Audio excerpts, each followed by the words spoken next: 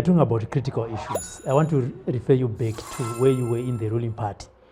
As youth, and you were also a youth leader then, you would also sit, discuss, you have meetings, obviously, with the top leadership within the political party.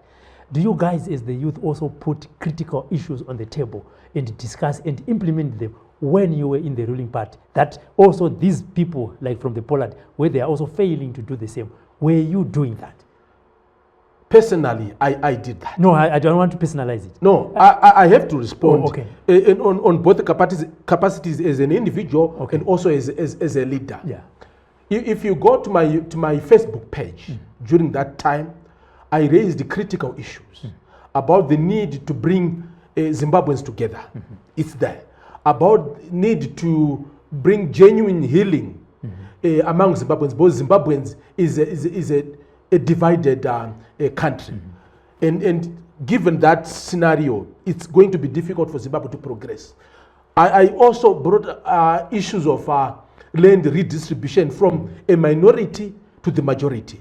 I also blocked the passage of a proposal to have the presidential age limit, a requirement being raised to 52.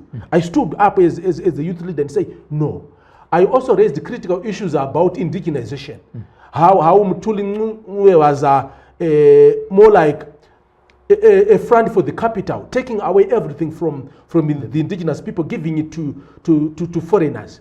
So those are some of the examples of issues that I raised, even in the meetings and even on social media, to a point that at one point I was summoned to say, come and explain the issues that you are posting on social media. Okay. Why did I go to social media? It was because there was no conducive platform in the party to push through those ideas. There is no room for a constructive criticism within that party. So I said, how do I go about it?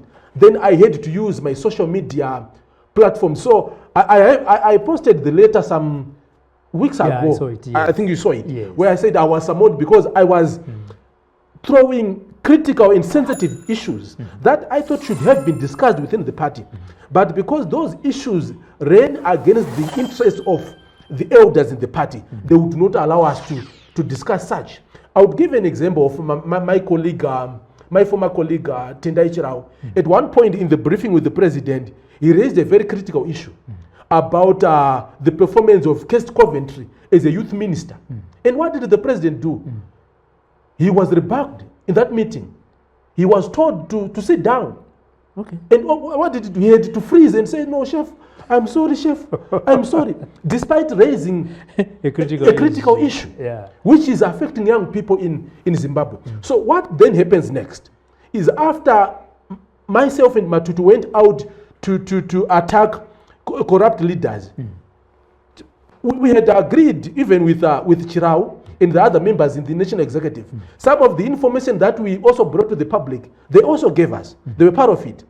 But when they noted that the leadership was against, what did they do? They ran for dear life because they wanted to save their skin in the party. Okay. So this is the problem with the ZANU PF, which is why the majority of them have been coming to me and say, the leadership is saying, come back. And say, no, I cannot.